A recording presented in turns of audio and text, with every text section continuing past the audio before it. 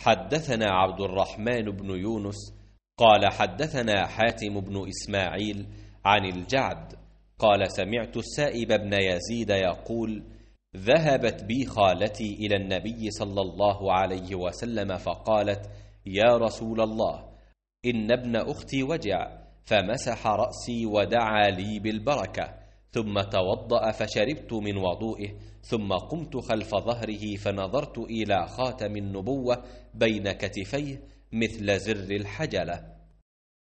साइब बिन Yazid कहते थे कि मेरी खाला मुझे नबी करीम सल्लल्लाहु अलैहि वसल्लम की खिदमत में ले गईं और अर्ज़ किया कि या रसूल अल्लाह, मेरा ये भांजा बीमार है।